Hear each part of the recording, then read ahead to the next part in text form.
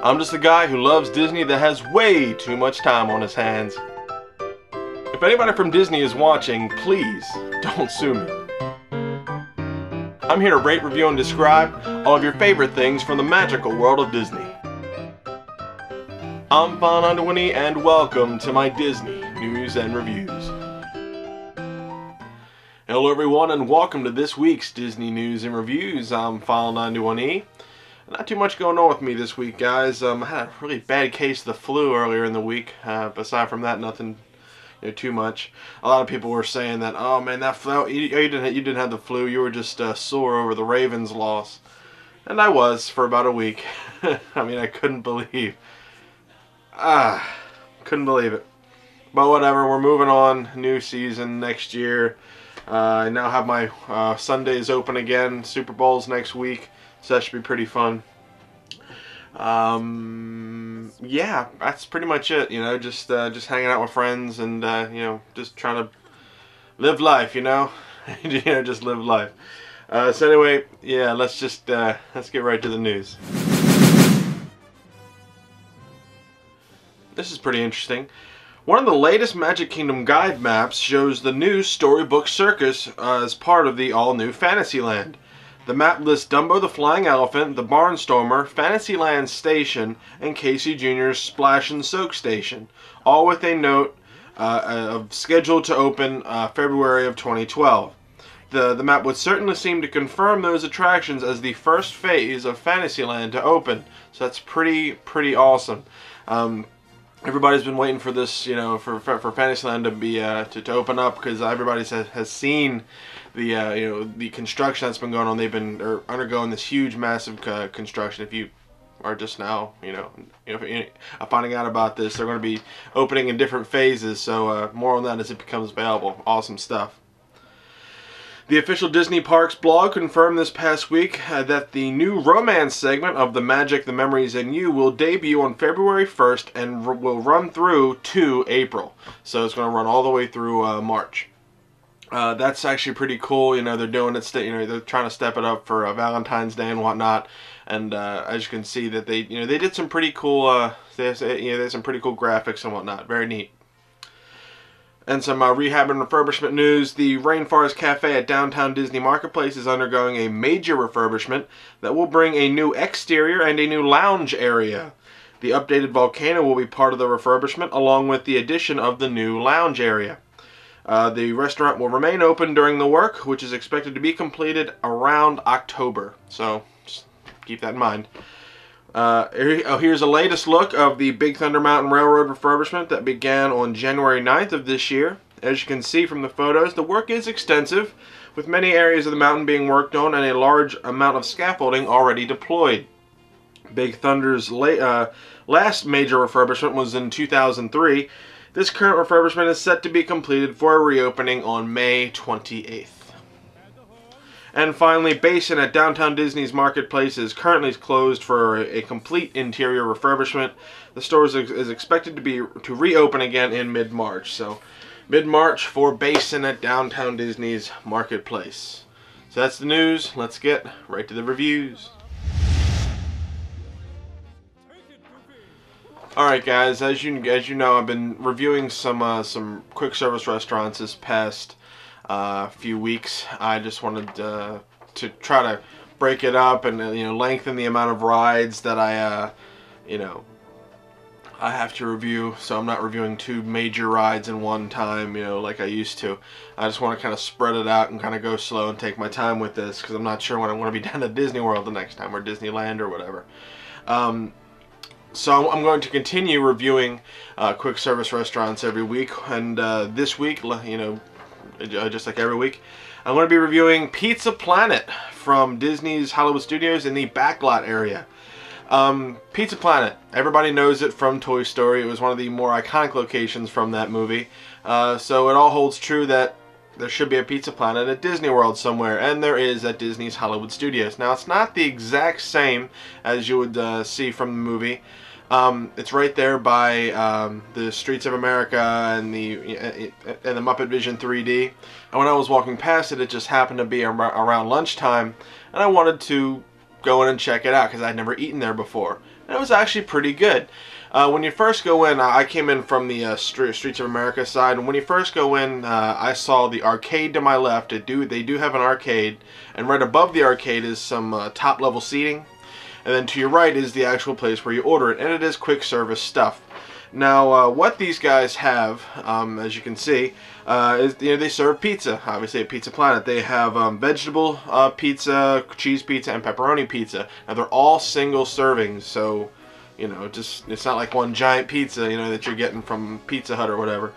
Now, all these pizzas are served with a Caesar salad, and the salad is just salad. It's just some lettuce and some dressing. That's all you really need, and it does come with a drink. Now the desserts include cookies and Rice Krispie treats there. Those were the desserts when we were there, so that was pretty cool. They also had chicken salad and a meatball sub that was available to you if you do not want to eat pizza at Pizza Planet. If you're not eating pizza at Pizza Planet, what's the purpose? That's all I'm saying. You're going to Pizza Planet, you're going to eat pizza. It's just kind of goes hand in hand there. Now again, they do have a bunch of seating, especially on the top level, but when we were there, it was very, very busy. So we wound up sitting outside, which was nice because it wasn't too hot and it was covered, and it was nice, it was cool. So we didn't really have to worry about that too much, but we did kind of worry, when we couldn't find any upstairs, but we got lucky when we went outside to go sit down. Again, this does have a live arcade, and if you're looking for like a quiet sort of lunch, you're not going to find it here. This is a loud place, a lot of foot traffic, a lot of kids screaming, the arcade's going downstairs, so it's not really like that. If you're looking for a more quiet area, you can this isn't it. You could try the Min and Bill's Diner. That was very quiet. It was nice. I enjoyed that. So yeah, Pizza Planet at the Disney's backlot area of Disney's Hollywood Studios. What am I going to give Pizza Planet? For quick service restaurant, I'm going to give it 3 stars. It's pretty average, and the theming's great. The food was actually very, very, was very, very good. We had the quick service meal, so as you can see by this picture right here, this was our quick service meal. This was the meal that I ate. The pizza was actually very good. The dough was nice. The sauce had a good taste to it. It just had a good taste. The salad, while it really wasn't much of anything, it was enough. It was a vegetable, so it was nice. The dessert was good, and the drink was nice. I mean, what more can you want out of a quick service meal? It was nice, and it got us ready to go throughout the second part of our day. So yeah, Pizza Planet at the backlot section of Disney's Hollywood Studios, 3 stars. Check it out. It's not that bad. Anyway, the next thing I want to review is the Journey into Imagination with Figment. Now, what these guys say the Journey into Imagination with Figment is, it's a dark fantasy adventure ride. Major attraction, wannabe. Go anytime, 2.5 stars. They aren't very nice about this ride. Anyway, the Journey into Imagination opened on June 2nd of 2002. It is a 6-minute ride, and the one that you're about to see right here is the 3rd incarnation of this ride.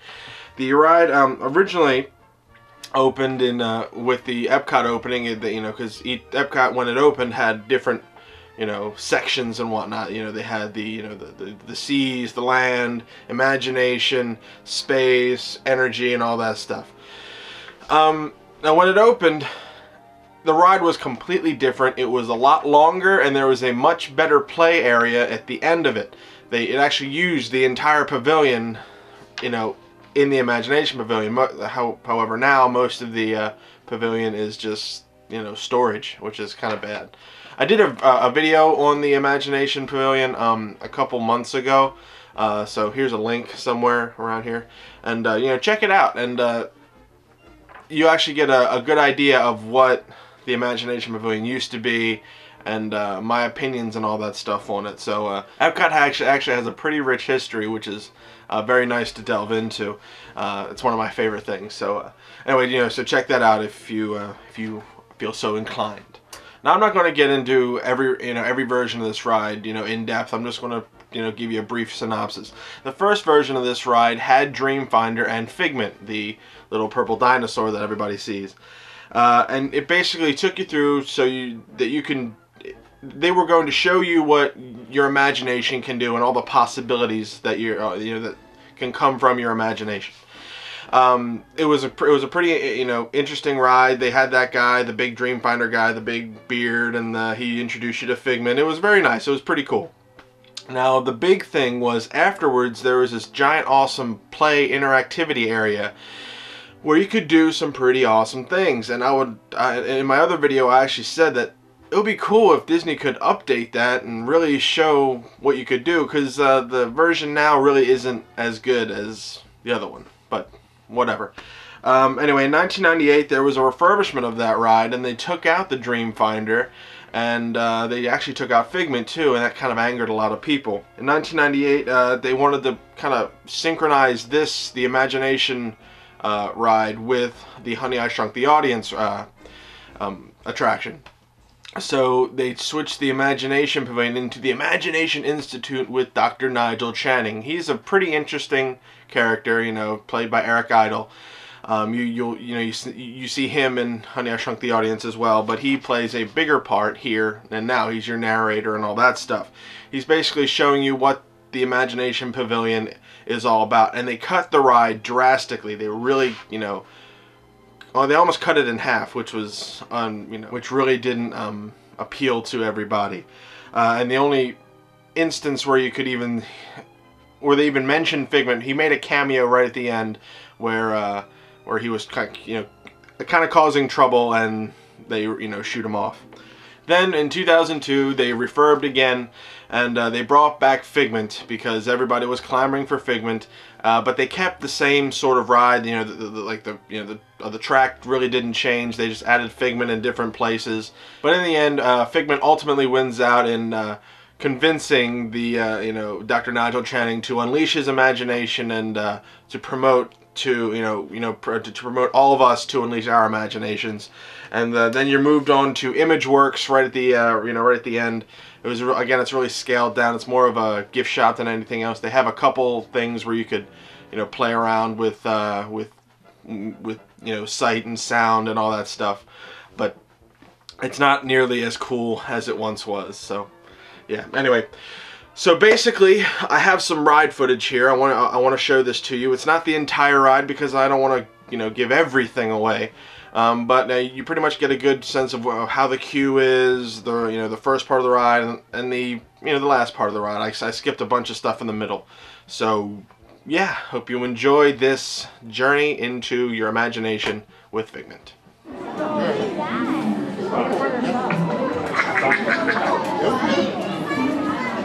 Because it's got the one guy that was the bad guy from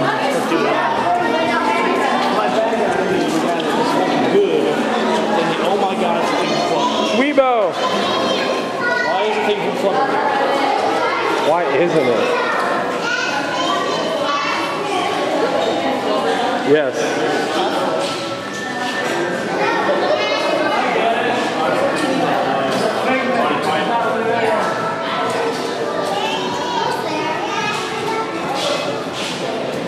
Really?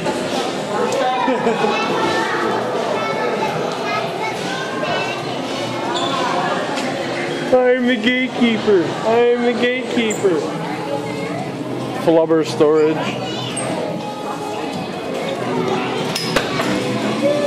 Nate, really?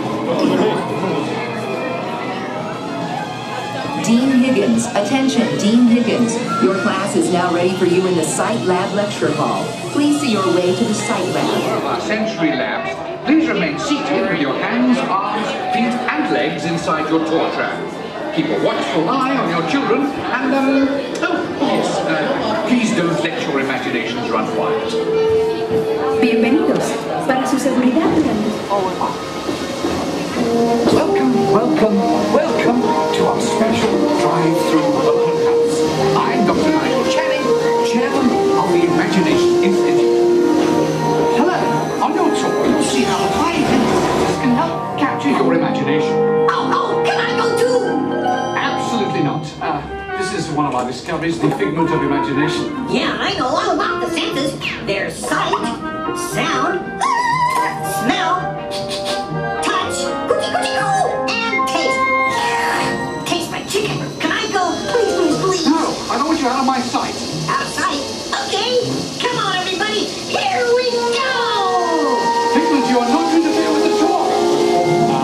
Our first stop is the sound lab. We'll begin by testing your hearing with a series of tones. The Dream Finder. Left ear, right ear. Left, right. What? This is odd. Hello? Hello. Who is this? It's Figment. Figment?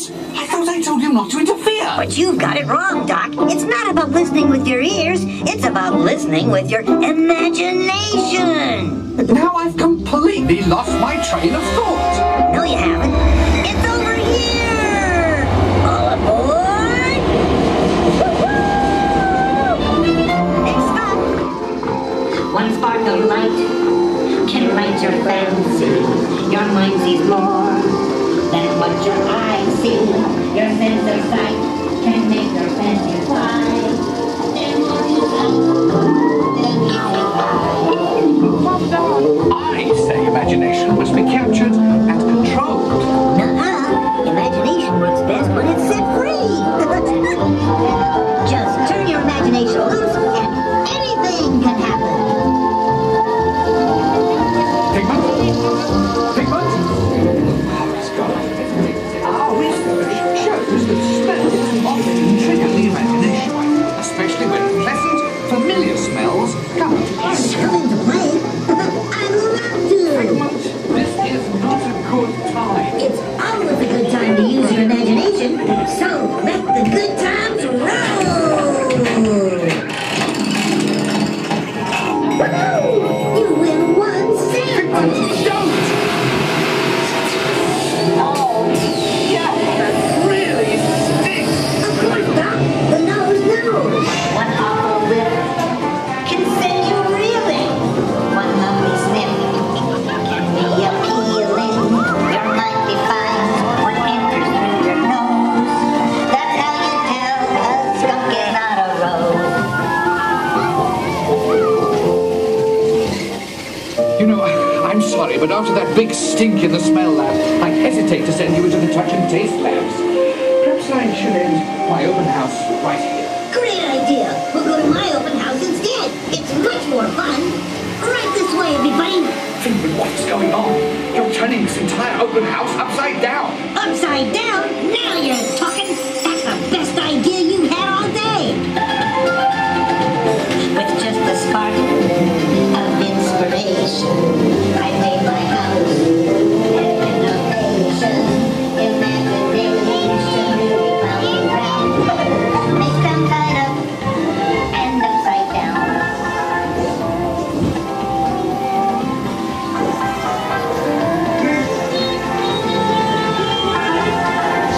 Now here's a real open house. Come on in.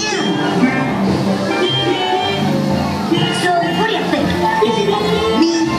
More than you can imagine. But Doc, it's exactly what I imagined. Imagination is the brain's open house. Imagination is just turning your thinking upside down. Come on, it's time to get back to the institute. I know a shortcut.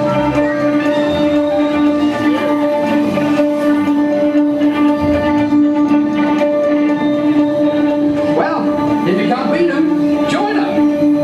We all have sparks. Imagination. That's how our minds create creations. We set them free, and all what they can do. Those magic sparks from me and you. You see, Doc, I knew you'd get it. Because you have a wonderful imagination. I do? Oh, yes. Well, thank you, Figment. So, as you can plainly see, imagination works the best when it's set free. You said it, Doc. Imagination is a blast.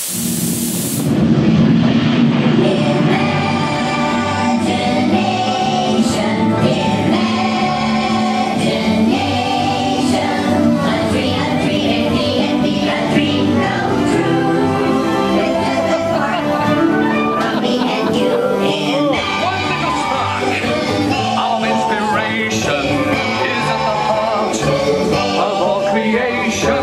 Right at the start of everything.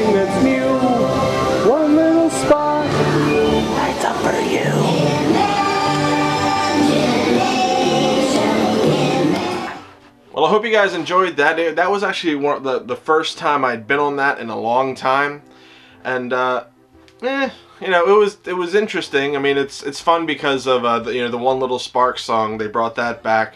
One Little Spark was written by the Sherman Brothers. You know, one little spark of inspiration. That you know, that tune, and it's played very prominently now because a lot of people like it, and it's one of the more catchier tunes from you know, from Epcot. It's pretty cool, and it's a tie-in to the original attraction, which is nice. So what am I going to give the Journey into Imagination with Figment at Disney's Imagination Pavilion at Epcot? You know, after a lot of debate, as much as I liked the you know, the history and the whole, like, you know, they brought back One Little Spark and whatnot, I still have to give this ride a 2. It's not anything you really need to see when you're at Epcot.